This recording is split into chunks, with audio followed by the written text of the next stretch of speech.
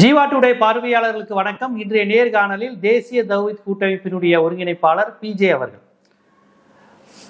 இந்த பாரதிய ஜனதா வந்ததிலிருந்தே இந்த common civil கோடு போன்ற விஷயங்களை நாங்கள் கொண்டு வந்துருவோம்னு சொன்னது மட்டும் இல்லாமல் இப்போ அவங்க ஆளும் மாநிலங்களில் ரொம்ப வேகமாக தேர்தல் வாக்குறுதியாகவே கொடுக்க ஆரம்பிச்சிட்டாங்க. குஜராத்தில், மகாராஷ்டிராவில், மத்திய பிரதேசத்தில் காமன் சிவில் கோடு பாஜக ஆளும் மாநிலங்கள் கொண்டு வருவதுங்கிறது விஷயம் நடக்குது. தேர்தல் வாக்குறுதியாகவும் கொடுக்குறாங்க. இப்போ லவ் ஜிகாத்தை நிறுத்துவோன்னு தேர்தல் வாக்குறுதியாகவே அசாம் போன்ற மாநில முதலமைச்சர்கள் பேசுகிறாங்க. இந்த விஷயங்கள் எப்படி பார்க்குறது? லேண்டு ஜிகாத்துங்கிறாங்க. ஸோ முஸ்லீம்கள் இந்துக்களை ஏமாற்றி லவ் ஜிகாத் பண்ணுறாங்க, ஏமாற்றி நிலங்களை அபகரித்து கொள்கிறார்கள். இந்த மாதிரி பல்வேறு விஷயங்கள் வருது. இது எப்படி பார்க்குறீங்க? இந்த மாதிரி சட்டங்கள்லாம் அவங்க கொண்டு வர முடியுமா?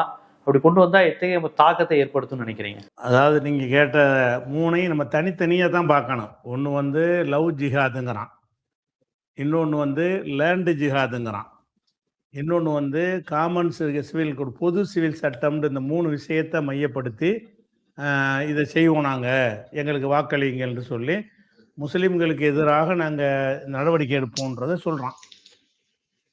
ஒவ்வொரு விஷயத்தை எடுத்துக்கணும். லவ் ஜிஹாதுங்கிறான்ல, லவ் என்பதோட அந்த ஜிஹாதுங்கிற வார்த்தையை கொண்டே சேர்க்குறான்.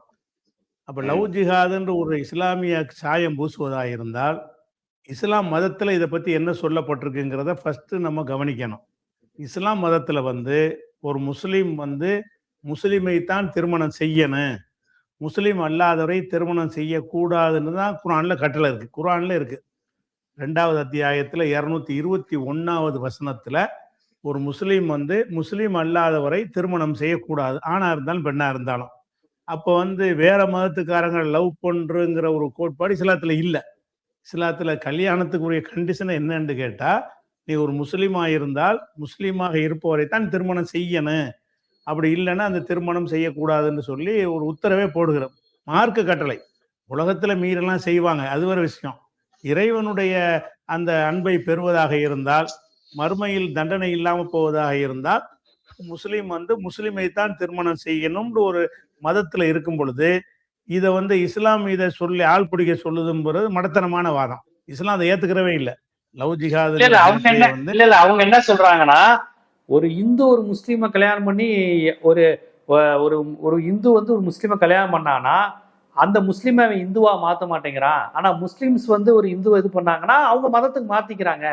இஸ்லாமோ கிறிஸ்டினோ ஈஸியா மதம் மாறிக்கலாம், இந்துவா ஒருத்தர் மாற முடியாது. அதனால இப்ப என்ன ஆகுதுன்னா, நீங்க சொல்ற மாதிரி ஒரு இஸ்லாம் இஸ்லாமியனை தான் காதலிக்கணும். காதலிக்கும் போது அவன் சிரிக்க வைக்கிறவனா இருக்கா, காஃபீரா இருக்கா, அது பிரச்சனை இல்லை. அவனை கன்வெர்ட் பண்ணிடலாம்ல, வாப்பா நீ இந்த தன்மைக்கு வாப்பான்னு முஸ்லீமா மாறி கல்யாணம் பண்ணிடுறாங்க. ஸோ இப்படி முஸ்லீம்ஸ் கல்யாணம் பண்ணிடுறாங்க அப்படிங்கிறதான் லவ் ஜிகாத்துங்கிறாங்க. கூடுதலா அது ஏமாத்தி பண்றாங்கிறாங்க. அது காதல்ல எப்படி ஏமாத்த முடியும்? அது 2 பேரும் விரும்பி தானே பண்ண முடியும், செயற்கையா பண்ண முடியாது. அது ஆணும் பெண்ணும் தெரிஞ்சுதான் பண்ண முடியும். ஆனா அதை அவங்க என்ன சொல்றாங்க, திட்டமிட்டு ஏமாத்தி இந்து பெண்களை ஏமாத்தி அவங்க பண்ணிடுறாங்கிற மாதிரி அது கொஞ்சம் மிகைப்படுத்தி சொல்றாங்க. ஆனா ஒரு முஸ்லீம் பையனோ பொண்ணோ காதலிச்சா அந்த இந்து பையனையோ பொண்ணையோ முஸ்லீமா மாத்திடுறாங்க அப்படிங்கிற மாதிரி வாதத்தை வைக்கிறாங்க. இது மூலமா இந்துக்கள் எண்ணிக்கை குறைஞ்சிடாதாங்கிறாங்க. இந்த வாதமும் பல காரணங்களால இது தவறான வாதம்.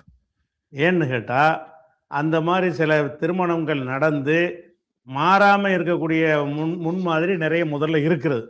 உதாரணத்துக்கு சொல்வதாக இருந்தால், நம்ம சுப்பிரமணியம் சாமி இருக்கார் இல்லையா, பிஜேபியுடைய முக்கியமான ஒரு ஆளு, RSS உடைய வார்த்தெடுக்கப்பட்டு ஒரு தலைவர்.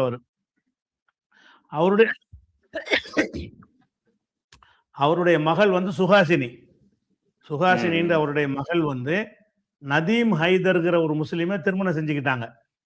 அதாவது சுப்பிரமணிய சாமியுடைய மகள் இந்துவா இருக்கிறாங்க, நதீம் ஹைதர்ங்கிறவரை திருமணம் பண்ணியிருக்காங்க. பத்திரிகையாளர் வர யாரு, இந்த சுஹாசினிங்கிறவங்க. அப்ப இந்த திருமணத்தை சுப்பிரமணிய சாமி ஏத்துக்கொள்றாரு.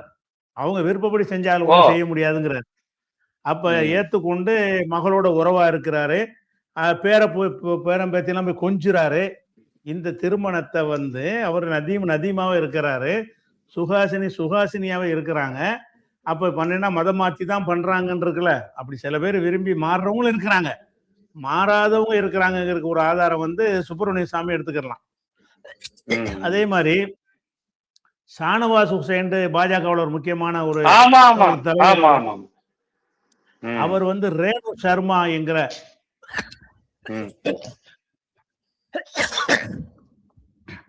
ஷானவாஸ் ஹுசேன்கிறவர் பிஜேபியுடைய முக்கியமான ஒரு தலைவர். அவர் மனைவி வந்து ரேணு சர்மா, இவர் இந்து. 2 பேரும் காதல் செஞ்சு திருமணம் செஞ்சுக்கிட்டாங்க. இந்த திருமணத்துக்கு வந்து சில பேர் எதிர்ப்பு தெரிவிக்கும் பொழுது உமா பாரதி மாதிரியான ஆட்கள் வந்து சப்போர்ட் பண்ணாங்க. அப்ப பண்ண தப்பு கிடையாதுங்கிறாங்க. அப்ப ஷானவாஸா இருக்கிறாரு, ரேணு சர்மாவா இருக்கிறாங்க. இப்ப காதலிச்சு மதம் மாத்துறாங்கன்னு சொன்னா ரேணு சர்மா மாத்திருக்கணுமே, அப்படி மாத்தாம இருக்கு, முன்மாதிரி இருக்கத்தான் செய்கிறது.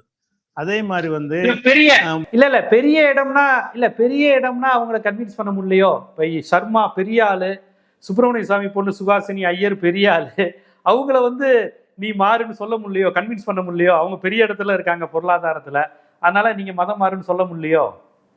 இல்ல அப்படி இல்லாம இருக்கு. உதாரணமா சுஷில் குமார் மோடின்னு பீகாருடைய துணை முதல்வரா இருந்தாரு பிஜேபி.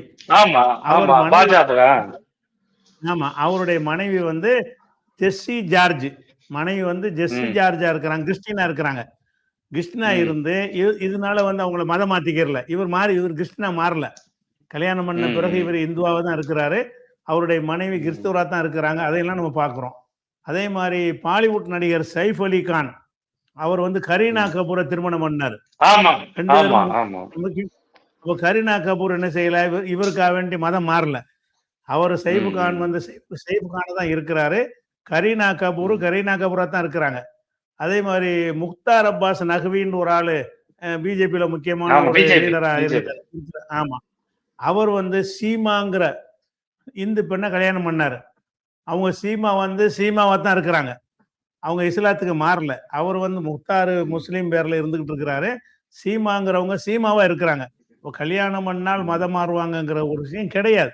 இன்னும் சொல்ல போனா ஷாருக் கான் இருக்காருல்ல, இந்தியில சூப்பர் ஸ்டார், அவர் தான் இப்ப. அவர் வந்து கௌரி சிபர் அப்படிங்கிற ஒரு இந்து பெண்ணை தான் கல்யாணம் பண்ணியிருக்கிறாரு. அவருடைய மனைவி வந்து இந்து. அப்ப நாங்க 2 பள்ளிவாசலுக்கு அனுப்புவோம், கோயிலுக்கு அனுப்புவோங்கிறாரு. எங்க பிள்ளைகளை கோயிலுக்கு அனுப்புவோம், பள்ளிவாசலுக்கு அனுப்புவோங்கிறாங்க. அவரவர்கள் அவங்க மதத்துல இருந்து கொண்டுதான் இருக்கிறாங்க. அதே மாதிரி அமீர் கான் இருக்காருல்ல, அவரும் இந்தியில ஒரு பெரிய ஒரு சூப்பர் ஸ்டார் தான். அவரு ரீனா தத்ன்ற ஒரு இந்து பெண்ணை கல்யாணம் பண்ணியிருக்காரு. அவருடைய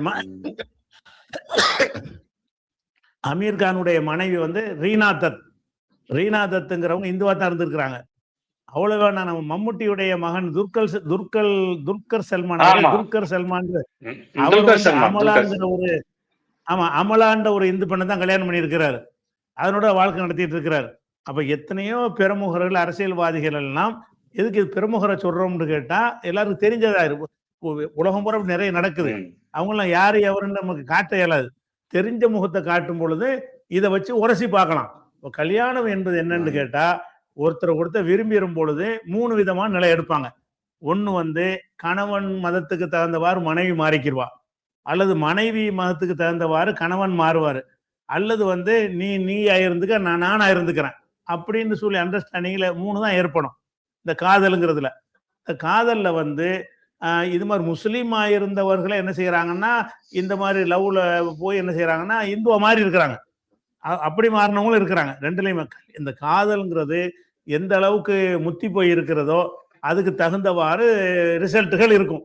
அதனால வந்து இந்த ஆட்களை மதமாற்றம் செஞ்சு கொண்டு வரணும் அப்படிங்கிறதுக்காக செய்யறது இல்லை. ஆனால் ஒரு விஷயத்தை எடுத்துக்கொள்ளணும், உலகத்திலே எடுத்துக்கொண்டீங்கன்னா மத பிடிப்புல முஸ்லிம்கள் கூட இருப்பாங்க. பொதுவாக எடுத்துக்கிட்டீங்கன்னு சொன்னா மத நம்பிக்கையில வந்து அதிக பிடிப்பு வந்து முஸ்லீமுக்கு இருக்கும். அப்போ ஒரு முஸ்லீம் ஒருத்தன் வந்து ஒரு இந்து பெண்ணை லவ் பண்ணான்னு சொன்னா அவன் என்ன செய்வானா, எங்க மதத்துல வந்து முஸ்லீமை தான் கல்யாணம் பண்ணணும்னு இருக்கிறது, அதனால எனக்கு இயலாது, நீ இஸ்லாத்துக்கு வந்தீங்கன்னா தான் நான் பண்ணுவேன் அதிகமான பேர் சொல்லுவாங்க. இஸ்லாத்தை விட மாட்டாங்க. விடாத இந்த மாதிரி நடிகர்கள் கட்டாயப்படுத்துவாங்க. அல்ல அது கட்டாயப்படுத்தலாங்கிறான் அவன். பிஜேபிக்காரன் நீ கட்டாயப்படுத்துறீங்கிறான். கட்டாயப்படுத்துறீங்க இல்ல, கட்டாயம்னு சொன்னா 2 வகை இருக்கு. வலுக்கட்டாம இழுத்துக்கிட்டு போய் கட்டாயப்படுத்துறது ஒண்ணு. அந்த கட்டாயத்தை யாரும் படுத்துறது இல்ல. நான் உன்னைய கல்யாணம் பண்ணிக்கிறதா இருந்தா நீ முஸ்லீம் ஆகுங்கிறாங்க. இது வந்து கட்டாயத்துல வராது. நான் உன்னை திருமணம் செய்து கொள்ளும், இல்லாட்டி போய்கிட்டு எவ்வளவுதானே, விரும்பினா இருக்கலாம், விரும்பினா போயிட்டு இருக்கலாம்னு தான் சொல்றாங்களே தவிர அவளை மிரட்டி வர்றியா இல்லையா அப்படிங்கிற கட்டாயம்லாம் யாரும் படுத்துறது இல்லை. அப்ப இந்த பெண் என்ன செய்யறாங்கன்னா, அவங்க பாக்குறாங்க இந்த கணவர் தான் எனக்கு வேணும் அப்படிங்கிறதுக்காக வேண்டி நான் இஸ்லாம ஆயிக்கிறேன், இஸ்லாமா இருந்தா தான் உங்களோட கல்யாணம் பண்ண முடியுமா இருந்தால் நான் அதில் வந்துடுறேன் அப்படி படுறாங்க, நிறைய பேர் வர்றாங்க. அது வந்து அந்த பெண்களாக விரும்பி தான் தேர்ந்தெடுக்கிறார்கள், வலுக்கட்டாயப்படுத்துறது இல்லை. இன்னும் சொல்ல போனா தெளிவா அவன் சொல்லிடுறான்ல, எனக்கு இஸ்லாமா தான் நான் இருக்கிறேன், நீ கல்யாணம் பண்றதா இருந்தா நீனும் முஸ்லீமா இருந்தா தான் நம்ம வாழ்க்கை ஒன்னா போகும், இல்லாட்டி சரியா வராதுன்னு அவன் சொல்லும் பொழுது இல்லைங்க நான் மாறிக்கிறேன்னு அவங்க மாறுறாங்க. அப்ப மாறுறது வந்து அந்த அவங்களுடைய வாழ்க்கையுடைய எதிர்காலத்தை கவனிச்சு அந்த பெண்ணு மாறுறாங்களே தவிர, அதே மாதிரி ஆணும் மாறுறாங்க. சில இடத்துல என்ன செய்யறாங்கன்னு கேட்டா, முஸ்லீம் பெண்ணா இருப்பாங்க, ஒரு இந்து ஆணை போய் காதலிச்சு போடுவாங்க, ஆனாலும் இஸ்லாத்தை விட மாட்டாங்க. நீ இஸ்லாத்துக்கு வந்தா தான் நான் வந்து ஏத்துக்கிறேன்பாங்க. அது மாதிரி நடக்கிறது. அதாவது இந்த மாதிரி முஸ்லீம் பெண்ணை ஒரு இந்து காதலிக்கிற ஒரு நேரத்தில் வந்து அந்த பெண்ணு அந்த மார்க்கத்துல உறுதியாக இருப்பார்களே, ஆனால் அந்த பெண்ணுக்காக வேண்டி ஆணும் தான் மாறுறான். அது மாதிரி ஆண்கள் மாறக்கூடிய ஒரு விஷயம் இருக்குது, பெண்கள் மாறக்கூடிய விஷயம் இருக்குது. முஸ்லீம் வந்து இந்துவா மாறுறதும் இருக்கிறது, இந்து முஸ்லீமா மாறுறதும் இருக்கிறது. அவரவர்கள் அவர்கள் மதத்துல இருக்குங்கிற மாதிரி இப்ப சொன்ன லிஸ்ட் இருக்குல்ல, இந்த மாதிரி ஆட்களும் இருக்கிறார்கள். இது வந்து பொதுவாக எல்லா சமூகங்கள்லயும் உள்ள ஒரு விஷயத்த அதுக்கே இஸ்லாமிய கலரை பூசுறீங்க? எல்லாத்துலயும் நடக்குது. ஒரு இந்துவா கல்யாணம் பண்ணி ஒரு இந்துவா மாறி போயிடுறானே. சில இத்தனை முஸ்லீம் பெண்கள் வந்து இஸ்லாத்தை மீறி ஒருத்தனத்துக்கு காதல் பண்ணுவாங்க, கோயில்ல போய் தாலி கட்டிக்கிடுவாங்க. அப்படியான சம்பவங்களும் நடக்குது. நாங்க கண்டுக்கிற மாட்டோம், நீங்க பணம் போய்கிட்டு இருந்து எவ்வளவுதான், அதை ஒரு கலவரமாக நாங்க ஆக்கிற மாட்டோம். ஆனா இஸ்லாத்துல வந்து ஏத்துக்கிற மாட்டோம், நீ இஸ்லாத்துல இல்லாதனால நீ வேணா வெளியே போய்க்கன்னு சொல்லிடுவோமே தவிர அதுக்கு ஆணவ கொலை போன்ற காரியங்களை முஸ்லீம்கள் செய்ய மாட்டாங்க. அப்ப என்ன பிரச்சனைன்னு கேட்டா, இந்த காதல்கிற ஒருத்தருக்கு ஒருத்தர் ஈர்ப்பு வரக்கூடிய நேரத்தில் வந்து அவங்களுடைய மன உறுதிக்கு தக்கவாறு ஒரு முடிவு எடுப்பார்கள். அப்ப முஸ்லீம் தான் மாறுறான், இந்து தான் மாறுறான் அப்படி பிரிச்சு சொல்ல முடியாது. இந்துவாவும் மாறக்கூடிய முஸ்லீமே இந்துவா மாறுகிறான் காதலுக்காக வேண்டி, இந்துவே முஸ்லீமா மாறுறான் காதலுக்காக வேண்டி, கிறிஸ்துவரா மாறுறாங்க, மாறாம இருக்கிறவங்களும் இருக்கிறாங்க. இப்படி பலதரப்பட்டவர்களாகத்தான் நம்ம பார்க்கிறோமே தவிர இது ஒரு கான்செப்டாக யாரும் செய்யறது கிடையாது. இன்னும் சொல்ல போனா இதை விட்டுருங்க, லவ் ஜிஹாதை விட்டுருங்க, சாதி மாதிரி கல்யாணம் பண்றாங்க, அதை ஒத்துக்கிறீங்களா? ஒரு மதம் தானே, ஒரு மதத்திலேயே உயர்ந்த ஜாதிக்காரன் தாழ்ந்த ஜாதிக்காரன் கல்யாணம் பண்ணா கொன்றீங்களா, ஆணவ கொலை பண்றீங்களா? அதுக்கு என்ன ஜாதி பேரு? ஜாதி இல்ல, ஜாதி மாதிரி கல்யாணம் பண்றதுல கொடுமை என்னன்னா, அவன் ஜாதி மாற முடியாது. முஸ்லீம்னா முஸ்லீமா மாறிடலாம், நினைச்சா ஒரு சாய்ஸ் இருக்கு. ஒரு வண்டியர் முதலியார் ஆக முடியாது, முதலியார் ஆக முடியாது, யாரும் எந்த ஜாதிக்கு மாறவே முடியாது, மேலையும் போக முடியாது கீழே. ஆமா, அவ்வளவுதான், அது அவ்வளவுதான், ஒண்ணும் பண்ண முடியாது. அப்படின்னா என்ன செய்யணும், ஒரு மதம்னு சொல்லி நீங்க அங்கீகரிச்சுட்டு போயிட வேண்டியதானே? அதையும் தான் அங்கீகரிக்க மாட்டேங்கிறீங்க, அதுக்கு தான் ஆணவ கொலை பண்றீங்க. அதாவது ஒருத்தங்க விரும்பின வாழ்க்கையை தேர்ந்தெடுத்து போறாங்க, அவங்க இஸ்லாமிய அடிப்படையில நாங்க வந்து ஏத்துக்கிறாட்டா கூட அப்படி செய்யறவங்களை போய் நான் அடிக்க மாட்டோம், அவங்கள தாக்க மாட்டோம். அவனுக்கு விரும்பினா தேர்ந்தெடுத்து போப்பா, உனக்கு அதுல போனா அதுல போய்க்க, இதுல வந்து இதுல வந்துக்கங்கிற அளவுக்கு நாங்க இருக்கிறோம். அந்த மாதிரி ஒரு இருக்கிற ஒரு விஷயத்த வந்து இல்லாத ஒன்ன எப்படி செய்யறாங்கன்னு கேட்டா, இதே வேலையா முஸ்லீம்கள் அலையிற மாதிரி, முஸ்லீம்கள் வந்து இந்து பெண்கள்லாம் லவ் பண்ணி இஸ்லாத்துல சேர்த்துக்கிட்டே இருக்கிற மாதிரியும் ஒரு இந்த கேரளா ஸ்டோரி மாதிரி இந்த சினிமா எடுத்தாங்கல்ல, பொய் அம்புட்டும் பொய், அந்த மாதிரி பொய்களை வைத்திருக்கிறாங்களே தவிர அவங்களுக்கு திராணி இருந்துச்சுன்னு சொன்னா இது வரைக்கும் உள்ள லவ் ஜிஹாது லிஸ்ட்டை போட சொல்லுங்க. லவ் ஜிஹாதுன்னு திரும்ப நடந்திருக்கும்ல, லவ் பண்ணி கல்யாணம் பண்ணியிருக்காங்கல்ல, அப்படி பண்ணுன லிஸ்ட் எவ்வளவு, அதுல முஸ்லீம் எவ்வளவு, இந்து எவ்வளவு, கிறிஸ்துவ எவ்வளவு, புத்தர் எல்லாத்தையும் சொல்லுங்க பார்ப்போம். அப்படி இருந்து முஸ்லீம் மட்டும்தான் இதை செய்யறான் அப்படிங்கிற மாதிரி ஒரு ஆதாரம் இருந்தாதான் இதை பேச முடியும். இது பரவலா வந்து ஆண் பெண்ணுடைய ஈர்ப்புனால வரக்கூடிய ஒரு மேட்ரு, அது மதத்தை கடந்து வருகிறது. ஆண் பெண்ணுங்கிற ஒரு ஈர்ப்புனால வரக்கூடிய ஒரு பஞ்சாயத்தை வந்து ஒரு மதச்சாயம் பூசி முஸ்லீம்கள் வந்து நம்ம பெண்கள் எல்லாம் இது பண்றாங்கன்னு சொல்லி ஒரு மதச்சாயத்தை பூசி அவங்க பண்றாங்களே தவிர அப்படி யாரும் நடக்கிறது கிடையாது. அவங்கள விரும்பி மாறக்கூடியது நடக்குது, அது இல்லைன்னு மறக்கவும் முடியாது. முஸ்லீம் வந்து பெரும்பாலும் லவ் பண்ணக்கூடிய முஸ்லீம் ஆணா இருந்தாலும் பெண்ணா இருந்தாலும் அவங்க இதுல கொஞ்சம் உறுதியா இருப்பாங்க. 90% முஸ்லீம்கள் வந்து ஆணா இருந்தாலும் பெண்ணா இருந்தாலும் நான் கல்யாணம் பண்றாந்தா நீ வந்து முஸ்லீம் ஆனாதான் நான் பண்ணுவேன் அப்படின்னு பெண்ணும் சொல்லுவாங்க, ஆணும் சொல்லுவாங்க. 90% சொல்லுவாங்க. ஒரு 10% முஸ்லீம் இருக்கிறான், அவன் என்ன செய்வான்னா கல்யாணத்துக்கு வேண்டிய நீ எப்படி வேணா இருந்துட்டு போ, எனக்கு அது பிரச்சனை இல்லை, அல்ல நான் வேண்டாம் ஓ மதத்துக்கு மாறிக்கிறேன்.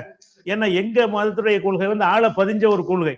ஒரு கடவுளை நம்பக்கூடியவனால வந்து பல கடவுளை நம்ப முடியாது, அதனால மாற மாட்டாங்க, பெரும்பாலும் மாற மாட்டாங்க. அந்த பேசிக்கெல்லாம் இல்லாம வளர்ந்த ஒரு பேர் தாங்கி முஸ்லீமாக இருந்தானே ஆனால் அவன் வேண்டுமானால் முஸ்லீமா பிறந்து காதலுக்காக இந்துவா மாறுவான். அந்த ரேஷியோவுல கம்மி இருந்தாலும் அது காரணம் என்னன்னு கேட்டா லவ் தான் காரணம். அதுக்கே ஜிஹாதுன்னு போடுறீங்க? அதுக்கு ஒன்றும் இஸ்லாம் ஊக்குவிக்கவும் இல்லை. நீங்க கல்யாணம் லவ் பண்ணி ஆளை சேரணும் ஊக்குவிக்கவும் இல்லை. அப்படி வந்து விட்டால் இஸ்லாத்துக்கு முஸ்லீமை தான் கல்யாணம் பண்ணணுங்கிற நிபந்தனை அடிப்படையில் அவன் வாழ்றான், அவ்வளவுதான். இதை ஒரு விஷயத்தை விளங்கிக்கிறேன். அதனால வந்து பெரிய பெரிய பிரமுகர்கள்லாம் அந்த மாதிரி கல்யாணம் பண்ணி அவங்க மாறாம இருக்கிறாங்கல்ல, அதெல்லாம் ஒரு பெரிய ஒரு உதாரணமா இருக்கிறது. இப்போ வந்து குசுபு சுந்தர கல்யாணம் பண்ணாங்க. குசுபு நானும் முஸ்லீம் பிரியாணி சமைக்குவேன், அது சில சம்மந்தம் இல்லை அந்த பொம்பளைக்கு. இருந்தாலும் நான் பிரியாணிலாம் சமைக்குவேன், நானும் முஸ்லீம்னு சொல்லுது. முஸ்லீமா இருந்துகிட்டு சுந்தர்ஜியோட வாழ்ந்துட்டு தானே இருக்குது. சுந்தரோட வாழுதா இல்லையா? சுந்தர் முஸ்லீமை மாற்றாரா குஷ்புக்கா வேண்டி? சுந்தரா தானே இருக்கிறாரு, குஷ்புக்கா வேண்டி மாற காணாம. இப்படி நிறைய சம்பவம். இப்ப குஷ்புவே இந்து மாதிரி தானே இருக்கிறாங்க, அப்படி இருக்கிறது. அதனால வந்து இது வந்து ஒரு இது மாதிரி தூண்டி விடுறதுக்கு உதவும். இந்த மாதிரி விஷயங்கள் வந்து நம்ம பொம்பளையில கடத்திட்டு போய் மாத்துறாங்கன்னா ஒரு வெறி ஏற்ற முடியும். அந்த வெறியேற்றுவதன் மூலமாக மத சகிப்புத்தன்மையை இல்லாம ஆக்கி ஓட்டு பொறுக்கிறதுக்காக வேண்டி இந்த வாதத்தை வைக்கிறாங்க. லவ் ஜிஹாதுங்கிற ஒரு டாபிக் வந்து கிடையாது முதல்ல. அது பாகிஸ்தான்லயே நடக்குது. மாதிரி பாகிஸ்தான்லயே இந்த மாதிரி எத்தனையோ பேர் வந்து இந்து பெண்ணை கல்யாணம் பண்ணிட்டு அவன் இந்துவா மாறி போனவனா இருக்கான் பாகிஸ்தான்லயே, அப்படி உள்ளவனு இருக்கிறான். அதனால வந்து இது லவ்வுடைய அளவை பொறுத்த ஒரு விஷயம். லவ் எந்த அளவுக்கு முத்தி இருக்கோ, இவன் விட்டா எனக்கு வழி இல்லைன்னு நினைச்சாங்கன்னு சொன்னா என்ன சொன்னாலும் கேட்பாங்க. இவளை விட்டா எனக்கு வேற கதி இல்லைன்னு முத்தி போன லவ்வா இருந்துச்சுன்னு சொன்னா அவன் கேட்பான். அந்த லவ்வுடைய அளவை பொறுத்து எடுக்கக்கூடிய ஒரு முடிவு தானே தவிர இது ஒரு அஜெண்டா எங்களுக்கு கிடையாது. முஸ்லிம் சமுதாயத்துக்கு எங்க பெண்களுக்கு வாழ்க்கை இல்லாம இருக்குது, ஏன்டா போயிட்டு பண்றீங்க நாங்க சொல்லிட்டு இருக்கிறோம். வீட்டுக்கு வீட்டு பெண்கள் இருக்கிறாங்க, நீங்க ஏன் போயிட்டு லவ்னு சொல்லிட்டு போறீங்க? நம்ம சமுதாயத்து பெண்களுக்கு புருஷன் இல்லாம இருக்கிறாங்க. அப்படிங்கிற நீங்களும் காதலுக்கு எதிரிதான், நீங்களும் காதலுக்கு எதிரிதான். ஆமா, அப்படிதான் இருக்குது. இது ஒரு விஷயம். லவ் ஜிஹாதுங்கிறானா அடுத்து என்ன செய்யறாங்கன்னு கேட்டா, லேண்ட் ஜிஹாத், வெளிநாட்டுல இருந்து வந்து நம்ம நாட்டுல இடத்த வாங்கி போடுறாங்க அப்படின்னு சொல்றாங்க. இது வந்து 100% பொய். ஏன்னு கேட்டா, ஒருத்தன் வந்து ஒரு இடம் வாங்குறதா இருந்தா இந்தியாவுல வெளிநாட்டுக்காரன் வாங்க முடியாது. முதல் விளைவிக்கணும். இந்தியாவுல வந்து வெளிநாட்டை சேர்ந்த எவனும் வந்து ஒரு லேண்டு வாங்க முடியாது. அவன் வாங்குவதா இருந்தா என்ன செய்யணும்? பத்திரம் பதிவு செய்யணும்ல. அதுல உங்களுடைய ஆதார்ல இருந்து நீ இந்தியன் எல்லா ஆவத்தையும் சமர்ப்பிக்கணும். சமர்ப்பிச்சு நான் ஒரு இந்தியங்கு நிரூபித்த பிறகுதான் பத்திரப்பதிவே நடக்கும். ஒரு சொத்து வாங்கிட்டான் லேண்ட் ஜிஹாதுன்னா சும்மா வந்து வாங்கி பாகிஸ்தான்காரன் வந்து வாங்க முடியுமா? நான் விற்க தயாரா இருந்தாலும் எப்படி அவன் வாங்குவான்? வாங்குறதுக்கு நீ இந்தியனா இருக்கணுமே. பங்களாதேஷ்ல இருந்து கல்கத்தா வழியா வரக்கூடிய முஸ்லிம்கள் இங்க இந்த மாதிரி சிட்டிசன்ஸ் ஆகி அப்படி லேண்ட் வாங்கி இந்துக்களுடைய நிலத்தெல்லாம் வாங்கி அப்படி இது பண்ணி ஆக்குபை பண்ணிக்கிறாங்கிற மாதிரி தானே பிஜேபி பிரச்சாரம் பண்றாங்க. அதாவது சிட்டிசன் ஆகுறதுங்கிறது அவனா ஆக முடியுமா, நீங்க ஆக்குனா ஆக முடியுமா? சிட்டிசனா வந்து நானே பங்களாதேஷ்ல வந்துட்டேன் ஆயிர முடியுமா? நீங்க தான் ஆக்குறீங்க. பேசி சொல்றேன், இந்திய சட்டப்படி ஒருத்தன் இந்தியன் ஆயிட்டான்னு சொன்னா ஆக்குன்னு அரசாங்கத்தை போய் கேளு. அவன் பங்களாதேஷ்காரனையும் சிட்டிசன் ஆக்குன? நீ பங்களாதேஷ்காரன் இருக்கும் பொழுது உனக்கு சிட்டிசன் தரமாட்டேன்னு சொல்ல வேண்டியதானே? இன்னும் சொல்ல போனா இவங்க வந்து அந்த சிஏ சட்டம் கொண்டு வந்தாங்கல்ல, அந்த சட்டத்தின் பிரகாரம் ஒரு முஸ்லீம் வந்து பங்களாதேஷ்ல வந்து இந்திய குடிமகன் ஆக முடியாது.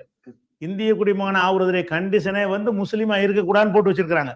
சிஏ சட்டம் கொண்டு வந்தாங்கல்ல, அந்த சட்டம் என்னவா இருக்குன்னு, அது பௌத்தரா இருக்கணும், சீக்கியரா இருக்கணும், இந்துவாக இருக்கணும்.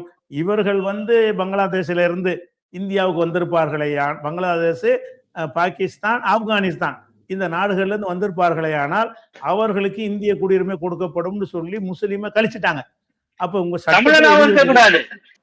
தமிழனுக்கும் குடியுரிமை கிடையாது, இலங்கை தமிழர்களுக்கும் கிடையாது, முஸ்லிம்களுக்கு கிடையாது. அதே மாதிரி இலங்கையில அடி வாங்குற தமிழனுக்கும் இங்க சிட்டிசன் தர மாட்டாங்க. அதுலயே குறிப்பிட்டு இருக்கிறாங்க. அதையும் தமிழனுக்கும் கிடையாது.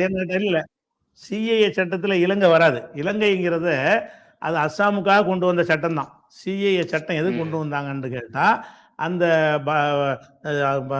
பாகிஸ்தான் பங்களாதேஷுக்கான அந்த யுத்தம் நடந்துச்சுல, அந்த நேரத்தில் அகதிகளாக நிறைய பேர் இந்தியாவுக்குள்ள வந்துட்டாங்க. அவங்களுக்கு வந்து குடியுரிமை கொடுக்கறதா இல்லையாங்கிறதுக்கு தான் சிஏஏ என்ற ஒரு விஷயமே தமிழ்நாட்டுக்குள்ளது கிடையாது, எந்த மாநிலத்துக்குள்ளது கிடையாது. அது முழுக்க பங்களாதேஷ், பாகிஸ்தான், ஆப்கானிஸ்தான் வந்தவங்களுக்கு மட்டும் குடியுரிமை கொடுக்கறதுக்குரிய சட்டம் தான் சிஏங்கிறது. அந்த சட்டத்துடைய வாசகமே அப்படித்தான் இருக்குது. அதனால வந்து இங்க உள்ளதுக்கு இதுக்கு வேற சட்டம் தான் போடணும். அப்ப ஒரு குடிமகனா ஒருத்தன் ஆவதாக இருந்தால் பங்களாதேஷ்ல இருந்து வந்தா இந்தியாவில் உடனே கொடுத்துருவாங்க குடிமகன். ஏன்னு கேட்டா அவன் கொடுமைக்கு ஆளாகி வந்திருக்கிறான், அதே மாதிரி பாகிஸ்தான்ல வந்தாலும் கொடுத்துருவாங்க, ஆப்கானிஸ்தான் வந்தாலும் கொடுத்துருவாங்க. முஸ்லீமை பொறுத்த வரைக்கும் முஸ்லீம் நாடா இருக்கிறதுனால அங்க கொடுமைக்கு உள்ளாகப்பட்டு இவங்க வந்திருக்க மாட்டாங்க அப்படின்னு ஒரு காரணத்தை சொல்லி முஸ்லீமுக்கு குடியுரிமை மறுத்துருவாங்க. அப்ப முஸ்லீமுக்கு குடியுரிமை இல்லைன்னு நீங்க எழுதி வச்சிருக்கும் பொழுது ஏன் அப்படி கொடுத்தான்? எப்படி கொடுக்க முடியும்? வாக்காளரை ஓட்டு போட முடியாம முகாமில் அடைச்சு வச்சிருக்கிறாங்க. அந்த மாதிரி முஸ்லீமை நடத்தி கொண்டிருக்கும் பொழுது லேண்ட் ஜிஹாத் எப்படி பண்ணுவான்? அவனு தான் சிட்டிசன்ஷிப்பை கொடுக்க மாட்டேன்ட்டீங்களே. சிட்டிசன்ஷிப் கொடுக்கலன்னா எப்படி சொத்து வாங்குவான்? அப்ப சொத்து வாங்கினாவது ஒருத்தன் வாங்கி இருந்தானே, ஆனால் உங்க நிர்வாகத்துல லஞ்சம் வாங்கிட்டு ஊழல் பண்ணி அவன் தப்பா கொடுத்துருப்பானே தவிர அதுக்கு நீங்க தான் பொறுப்பாளியே தவிர முஸ்லீம் மேல இப்படி குற்றம் சுமத்துவீங்க எப்படி? அதனால வெளிநாட்டுல இருந்து வந்த எந்த மதத்துக்காரனும் இந்திய குடியுரிமை வாங்கலாம், ஆனால் முஸ்லீம் வாங்க முடியாது. அதுக்கு தான் இந்த சிஏங்கிற ஒரு சட்டத்தை கொண்டு வந்தாங்க சுப்ரீம் கோர்ட் உத்தரவு பிரகாரம். அதனால லேண்ட் ஜிஹாத் நடக்க முடியுமா? எப்படி வாங்க இயலும்? அவன் இந்தியனா இருந்தா தானே வாங்க இயலும். இந்தியனா எப்படி ஆக முடியும்? ஆக முடியாதுன்னு சட்டம் இருக்க. முஸ்லீமா இருந்தால் நீ இந்தியன் ஆக முடியாது, வெளிநாட்டுல இருந்து வந்திருந்தா நீ இந்தியனு கிடையாது அப்படின்னு நீங்க எழுதி வச்சுட்டீங்க தெளிவா. மர தனியா என்னது ஒழிக்க போறீங்க? அவனா இந்தியன் ஆவலன்றாலே சொத்து வாங்குறத அடிபட்டு போயிருமே. அது சும்மா பயங்காட்டுறது. இந்துக்கிட்ட போய் உங்க இடத்துல வாங்க போறாங்க, வெளிநாட்டுக்காரன் வாங்கிடுவான்னு சொல்லி பயங்காட்டுறானே தவிர எப்படி வாங்குவான் சொல்வா? சோர்ஸ் சொல்லி எப்படி வாங்குறது? வெளிநாட்டுன்னு வந்துட்டான்னு சொன்னா முதல்ல இந்தியன்கிற ஆகித்தானே வாங்க முடியும். இந்தியனை எப்படி ஆகுவான்? அந்த ஒரு வகையிலையும் அது என்ன தவறான விஷயமா இருக்கு. ரெண்டு விஷயமாச்சா. மூணாவது என்ன செய்யறாங்கன்னா பொது சிவில் சட்டம்ன்ற ஒண்ணு கொண்டு வர்றாங்க. பொது சிவில் சட்டம்ங்கிறது மாதிரி ஒரு மடமை உலகத்துல கிடையாது. உலகத்திலேயே இந்தியாவில் உள்ளது கிடையாதுன்னு கேட்டா, இந்தியாவில் எல்லாருக்கும் ஒரு சட்டம் தான் இருக்குது. மதத்துக்கு சட்டம் கிடையாது. ஒரு 4 விஷயத்துல மட்டும் அவங்களுக்குள்ளே நடக்கிற விஷயம், அதாவது முஸ்லீமுக்குள்ளே நடக்கிற விஷயம், இந்துக்களுக்குள்ளே நடக்கிற விஷயம், அப்படியான விஷயங்களுக்கு உங்க மதப்படி நடந்துக்கிறலாம் அப்படின்னு இந்த 4 விஷயங்கள் இருக்குது. இப்போ கல்யாணம் இருக்குல்ல, எங்க மதத்தின் சட்டப்படி நான் கல்யாணம் பண்ணிக்கலாம். இந்த கல்யாணம் எங்களுக்குள்ள நடக்க போறது. வேற மதத்துக்கோ வேற சாதிக்கோ வேற இனத்துக்கோ இதுல சம்பந்தம் கிடையாது. எங்க மதத்துக்குள் நடக்கிற ஒரு விஷயமா இருக்கிறதுனால அதுல உங்க மதப்படி நீ கல்யாணம் பண்ணிக்கிறங்க. யாரை பண்ணலாம் யாரை பண்ணக்கூடாது அந்த விதியை செஞ்சுக்கிறேன். விவாகரத்து இருக்கிறது, அது எங்களுக்குள்ள நடக்கக்கூடியது. நாங்க எங்களுக்குள்ள கல்யாணம் பண்ணிக்கிறோம், எங்களுக்குள்ள நடக்கக்கூடிய விவாகரத்து. அதுல நீங்க உங்கப்படி நடந்துக்கிறீங்கன்னு சொல்லி வெள்ளக்காலத்துல தொடர்ச்சியாக இப்படி ஒரு அனுமதி இருக்கிற 4 விஷயத்துல மட்டும். வக்கு விஷயம், அது மாதிரி வாரிசு உரிமை, என்னுடைய சொத்தை எப்படி பங்கு வைக்கணுங்கிறத இஸ்லாம் சொல்லக்கூடிய முறை பிரகாரம் பங்கு வச்சுக்கலாம். ஏன்னு கேட்டா இதுல உங்களுக்கு வேற இல்லை, வேற சமுதாயத்துக்கு எந்த சம்மந்தமும் இல்லை. மற்றபடி கொடுக்கல் வாங்கல் மற்ற விஷயங்கள் எல்லாமே ஒரே சட்டமா தானே இருக்கு. இந்தியாவுல ஒரு கடன் வாங்கிட்டான், ஒரு முஸ்லீம் கடன் வாங்கினாலும் அதே சட்டம் தான், ஒரு இந்து கடன் வாங்கினா அதே சட்டம் தான். எல்லா விதமான சிவில் சட்டங்களும் ஒரே மாதிரி இருக்கிறது. ஏன்னா வேற வேற சமுதாயங்கள் சம்பந்தப்படும் பொழுது முஸ்லீமுடைய சட்டப்படி அவங்க செய்ய மாட்டாங்க.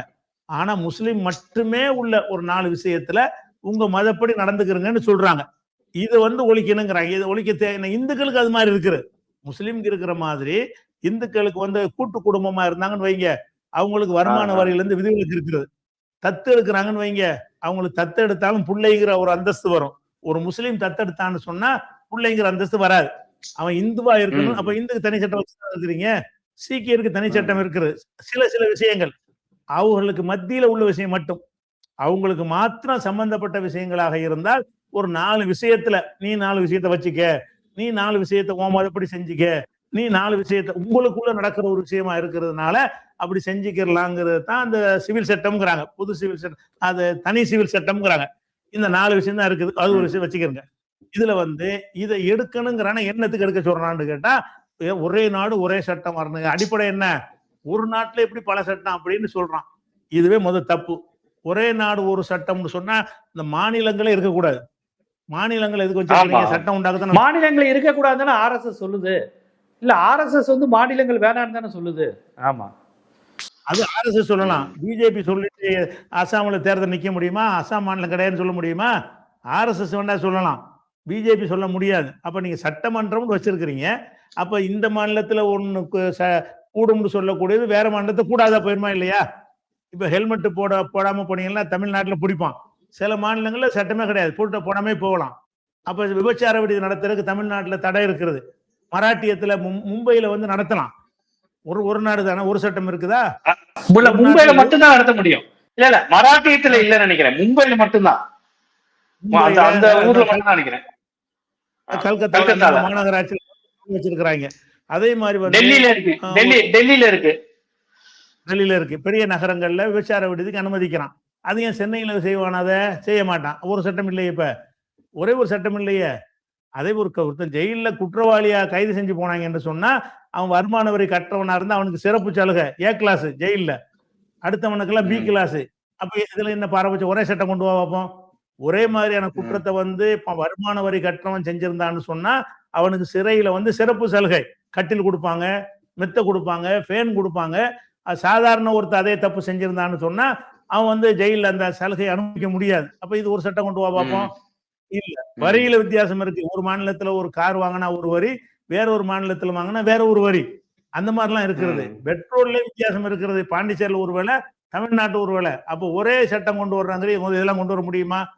ஒரே சட்டம்ங்கிறது கிடையவே கிடையாது. இன்னும் சொல்ல போனா ஸ்டார் ஹோட்டல்ல வந்து காபரா டான்ஸ் எல்லாம் நடத்தலாம், சாதா ஹோட்டல் நடத்த பிடிச்சி போடுவாங்க. ஒரு மாநிலத்துக்குள்ளேயே, ஒரு மாநிலத்திலேயே பணக்காரன் மட்டும் போகக்கூடிய இடத்துக்கு ஒரு தனி சட்டம், ஏழைகள் போற இடத்துக்கு ஒரு தனி சட்டம். அப்ப சட்டங்கள் ஒண்ணுங்கிறது பைத்தியக்காரத்தனம், சாத்தியமே கிடையாது. அப்படிங்கிறதுனால இந்த பொது சிவில் சட்டம்ங்கிறது வந்து சாத்தியமே படாது. முஸ்லீமை சீண்டுவதற்கு இதை யூஸ் பண்ணிக்கிறாங்களே தவிர ஒண்ணு. அது போக இந்த அஸ்ஸாமுடைய தேர்தல் அறிக்கையில சொல்லியிருக்கிறாங்கல்ல, பொது சிவில் சட்டம் எப்படி சொல்றாங்க தெரியுமா? பழங்குடி இனத்தவருக்கு தவிரன்னு போடுறாங்க. ஆமா ஆமா ஆமா. பழங்குடி இனத்துக்கு அந்த சட்டத்தை போட்டீங்கன்னா அங்க புரட்சி வந்துடும். அப்ப அவன் வந்து தனி சட்டம் வச்சுக்கலாமா? அப்ப முஸ்லீம் வச்சுக்கிற கூடாங்கிறத டாபிக். ஒரே நாடு ஒரே சட்டம்ங்கிறது டாபிக் கிடையாது. ஒரே நாடா இருந்தா உத்தரகாண்ட்ல சட்டம் கொண்டு வரும்போது என்ன செஞ்சாங்கன்னு கேட்டா, மலைவாழ் மக்கள், பழங்குடி மக்கள் அவங்களுடைய கலாச்சாரத்தின்படி உள்ள சட்டத்தில் இதுக்கு கட்டுப்படுத்தாது, அவங்க முறைப்படி அவங்க செஞ்சுக்கிடலாம் அப்படின்னு சொல்லி சொத்துரிமையில இருந்து தனி சட்டம் உங்களுக்கு இருக்குது. யாருக்கு? மலைவாழ் மக்கள், பழங்குடி மக்கள், அந்த மாதிரியான மக்களுக்கு வந்து தனி சட்டம் இருக்குது. பொது சிவில் சட்டம்னு கொண்டு வந்துட்டு என்ன சொல்றாங்கன்னு கேட்டா அது விதிவிலக்குங்கிறாங்க. இதுலயும் எப்படித்தான் சொல்றான். அஸ்ஸாமுடைய தேர்தல் என்ன சொல்லியிருக்கிறான்னு கேட்டா, பழங்குடி மக்களை தவிர மத்தவங்களுக்கு வந்து இந்த சட்டம்ங்கிறான். அப்ப எதுக்கு இந்த சட்டம் ஒண்ணுன்னு சொன்ன? ஒரே நாடு ஒரே சட்டம் முடியல, அவனுக்கு அந்த சட்டத்தை கொண்டு வைப்போம். ஒரே நாடு ஒரே சட்டம்னு சொல்லி அந்த மக்கள் எதுக்கு என்னன்னு கேட்டா, முஸ்லீமுக்கு தனிச்சலுகை இந்த நாட்டுல இருக்குது என்ற ஒரு கருத்தை விதைத்து அதன் மூலமாக இந்து மக்களை ஏமாத்தி கூட்டு அறுவடை செஞ்சு ஒரு பதட்டத்துல வச்சுக்கிறதுக்காகத்தான் இதை யூஸ் பண்றாங்களே தவிர ஒரே நாடு ஒரே சட்டம்ங்கிறது கிடையவே கிடையாது. இன்னும் சொல்ல போனா நம்ம பிரதமர் இருக்காருல்ல, பிரதமருடைய பேர்ல ஒரு நிதி பிஎம் கேர்ஸ் வைக்கிறாங்க. எந்த ஒரு நிதியா இருந்தாலும் வெளிப்படையாக என்ன செய்யணும், அதை சொல்லணும். அவர் சொல்லாம அவர் தனி சட்டமா இருக்குது. இப்ப பாக்குறோமா இல்லையா? அதே மாதிரி வந்து ஒரு பிராணிகள் எல்லாம் நீங்க மயில்லாம் நீங்க வச்சிருக்க குற்றவாளி, நீங்க மயில் வச்சிருந்தீங்கன்னா பிரதமர் மயில் வளர்ப்பாரு, மயிலுக்கு தீனி போடுவாரு, அவர் மேல கேஸ் போட மாட்டாங்க. அவருக்கு ஒரு தனியான சட்டம் இருக்கா இல்லையா? இன்னும் சொல்ல போனா ஒரு நாட்டுல வந்து எதையும் செயல்படுத்துறதா இருந்தா பதிவு, ஒரு சங்கமா செயல்படுறதா ரிஜிஸ்டர் பண்ணணும். ஆர்எஸ்எஸ்க்கு பதிவு இருக்கா இந்த நாட்டுல? ஆர்எஸ்எஸ் இயக்கத்தை சங்க பதிவு சட்டத்தில் பதிவு செஞ்சிருக்கிறானா? அவனுக்கு அந்த தனி சட்டம். ஒரே நாடு ஒரே சட்டம் முறையில எல்லா சங்கமும் பதிவு செய்யணுங்கிற ஆர்எஸ்எஸ்க்கு பதிவு கிடையாது. ஆர்எஸ்எஸ் பேர்ல வந்து அபிஷியலான ஒரு அக்கௌண்டே கிடையாது. எல்லாம் கள்ளத்தனமாக 2ஆம் நம்பர்லாம் அந்த பண வரவு செலவு நடக்கிறது. அவனுக்கு எந்த வருமான வரி ரேடும் நடக்கவே செய்யாது. இது என்னது? இதை கொண்டு வா, ஒரு சட்டம் கொண்டு வா. அப்ப ஒரு சட்டம் கொண்டு வர வேண்டிய விஷயங்கள் எவ்வளவோ கிரிமினல் சட்டத்திலேயே என்ன இருக்குது, பல வித்தியாசங்கள் இருக்கிறது. கிரிமினல் சட்டமும் ஒரே மாதிரி நாட்டுல இல்ல. ஒரு மாநிலத்தில் ஒரு சட்டமா இருக்கு, இன்னொரு மாநிலத்தில் ஒரு சட்டமா இருக்கிறது. அப்படி இருக்கும் பொழுது வேணும்னு வம்பு வளர்க்கிறாங்க. முஸ்லீமுக்கு பெரிய சலுகை அனுபவிக்கிறாங்க, அதை நாங்க மாத்த போறோம்னு சொன்னா இந்துக்களுக்கு பிடிக்கிறது. இந்துக்களை எப்படி ஆக்கி வச்சுட்டாங்கன்னு கேட்டா, முஸ்லீம் வெறுப்பை விதைத்தோம் என்று சொன்னால் இந்துக்கள் நம்மளை ஆதரிப்பாங்கிற அளவுக்கு இந்துக்களுடைய மனநிலை, அதிகமான பேருடைய மனநிலை இருக்கிற காரணத்தினால அதை பயன்படுத்துவது இதை சொல்றானே தவிர பொது சிவில் சட்டம்ங்கிறது ஏமாத்திர கொண்டு வந்தா கூட பழங்குடி கொண்டு வர மாட்டான். இந்த மாதிரி அது போ இன்னொரு விஷயம் என்னன்னு கேட்டா, எந்த ஒரு சிவில் விஷயத்துல சம்பந்தப்பட்டவன் போய் தலையிடாம அரசாங்கம் தலையிட முடியுமா? பொது சிவில் சட்டத்துல வந்து எங்களுக்குள்ள பிரச்சனை நடந்திருக்கு, முஸ்லீமுக்குள்ள ஒரு பஞ்சாயத்து நடக்குது. அந்த கணவனோ மனைவியோ உன்ட்ட வந்தா தானே நீ கேஸ் போட முடியும். அவங்க வரலன்னா என்ன செய்வ அப்படின்னு பார்க்கும் பொழுது பொது சிவில் சட்டம் கொண்டு வரதெல்லாம் பிராக்டிக்கலா சாத்தியமே படாது. அதனால வந்து என்ன செய்யறதுன்னா சும்மா சொல்றாங்க, ஒரு மக்களை ஏமாத்துறதுக்காக சொல்றாங்களே தவிர நடைமுறையில கிடையாது என்பதை விளங்கிக்கணும். அதான் விஷயம். அதாவது ஒரு முஸ்லீம் வெறுப்பு, முஸ்லீம்களுக்கு எல்லா விதத்திலையும் சலுகை அப்படிங்கிற ஒரு உண்மைக்கு மாறான ஒரு சித்திரத்தை பிரச்சாரமா செஞ்சு அது மூலமா வாக்குகளை அறுவடை செய்கிறாங்க. வளர்ச்சி, மக்களுக்கான நலத்திட்டங்கள் இதை செயல்படுத்தாம முஸ்லீம் நாட்டை ஆக்கிரமிக்கிறான், முஸ்லீமை நாங்க அடைக்கிருவோம், ஒடிக்கிருவோம் அப்படின்னு ஒளிப்படையா சொல்லியே ஓட்டு கேட்கறாங்க. அதான் நடக்குது. அதுக்கு தான் அதுதான் பயன்படுத்துறாங்க தவிர அது பயன்படுத்துறாங்க. ஒண்ணும் ஒரு நாட்டுக்கு எந்த நன்மையும் கிடையாது. அதாவது நாட்டுக்கு இன்னும் செஞ்சோன்னு சொல்லியிருக்காங்களா? நாங்க ஆட்சிக்கு வந்தா விலைவாசி குறைப்போம், அது தருவோம் அப்படின்னு சொன்னாங்களா? இல்ல. இப்ப டாலர் 95 ரூபாய் போயிடுச்சு. 50 ரூபாய் இருக்கும்போது ஆட்டம் போட்டாங்க. டாலர் 50 ரூபாய் விட்டது, 60 ரூபாய் விட்டதுன்னு குதிச்சாங்க. 94 இப்ப 94 94 ரூபாய் போச்சு. அப்ப 90 அதுக்கு ஏதாவது செய்யறானா? பெட்ரோல் ஏறிக்கிட்டு இருக்குது. இன்னும் ஏத்திருப்பாங்க. இந்த 4 மாநில எலெக்ஷனுக்காக வெயிட் பண்றாங்க. எலெக்ஷன் முடிஞ்ச கையோட பெட்ரோல்ல 20 ரூபாய் ஏத்த போறாங்க. அது இப்ப ஏத்தணும்னு சொன்னா ஓட்டு போயிருங்கிறதுக்காக வேண்டி அது கலால் வரியை ரத்து பண்ணி அந்த நிறுவனங்களுக்கு கலால் வரி இல்லாம ஆக்கி அதை பேலன்ஸ் பண்ணிட்டு இருக்கிறாங்க. இப்படி எல்லா வகையிலையும் நாட்டுக்கு சம்பந்தப்பட்ட இனத்தையா செய்யறானுங்களா? பேசுறாங்களா? பாலம் கட்டுறோங்கிறாங்களா? அது ஏதாவது சொல்லி மக்களுக்கு இதெல்லாம் செய்யறோம் அப்படி ஒண்ணுமே நாட்டுக்கு செய்யற ஒண்ணுமே காணாம். எல்லாம் என்னன்னு கேட்டா முஸ்லிம் முஸ்லிம் முஸ்லிம் இதான் பேசிக் என்னது? முஸ்லிம் இல்லாத ஒரு முஸ்லிமை எதிரியை கொண்டாந்து முன்னாடி வச்சு அந்த ஒரு அச்சுறுத்தலை உண்டாக்கி ஓட்டு பொறுக்க பாக்குறாங்க. அவ்வளவுதான். மக்களுக்கு எந்த ஒரு நன்மையுமே செய்யல. ஏதாவது கோயில், பாகிஸ்தானு, முஸ்லீம் இதை விட்டு அவங்களுக்கு பஞ்சாயத்தே கிடையாது. பார்ப்போம். எல்லாரும் மக்கள் மதம், சாதி, மொழி கடந்து இந்த நாட்டின் மக்கள் இருக்கிறாங்க. பட் இந்த அரசு இவர்களுடைய சித்தாந்தம் என்பது வெறுப்பு அரசியலை விதைத்து கொண்டே இருக்கிறது. இதை நாம் சரியான நேரத்தில் தோலுரித்து காட்ட வேண்டிய கட்டாயம் இருக்கிறது. அதை நீங்க ஆதாரத்துடன் எது யதார்த்தம், இதனுடைய நோக்கம் என்ன, இதை எப்படி புரிந்து கொள்ளணுங்கிறத மக்களுக்கு விரிவா எடுத்து வச்சீங்க. மிக்க நன்றி.